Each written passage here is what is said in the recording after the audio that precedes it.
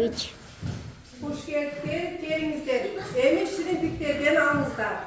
O.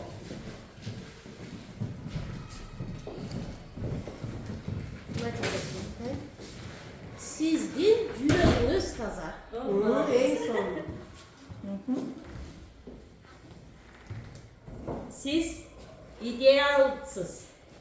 İdeal mı yazsın? İdealsız kına yakın. Sizin can dünyamız var. En son.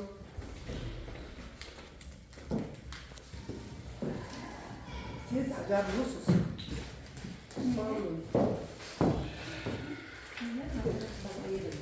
Siz merimdüsüz.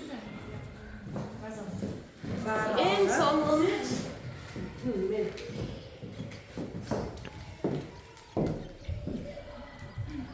siz her daim aldığını umudunu unutulasız. Aldığını unutulasız. Bunlar şirinliklerden alınızlar. Жақсы şükredeceğim alınızlar. Şirinlik'e karanlıklar vereceğim. Siz acabulusunuz değil.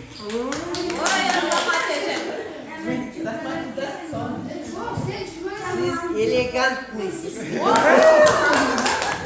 Elegant yakın değil mi? Şirinlik'e karanlıklar. Salavatsızlar be.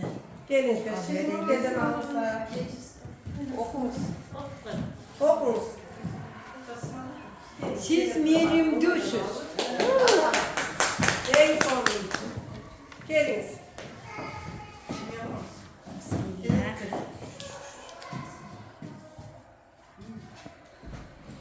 Siz maksatlısınız.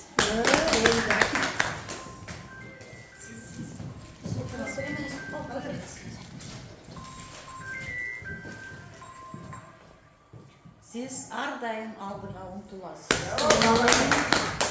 Son. Kandaysınlar? Жақсы келіңіз. Оқыңызшы. Sizin sözünüzdü. Sizin sözünüz Salkındığı diyor. salmaktу. En son. Siz akıllısınız.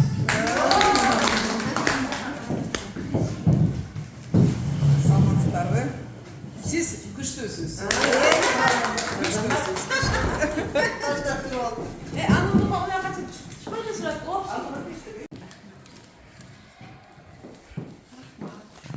Sizin geleceğiniz kenglik. En son. Hatıra olmuşsa Sizin geleceğiniz kenglik.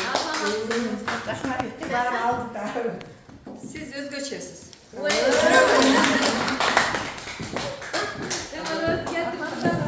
Bir gün oldu ama.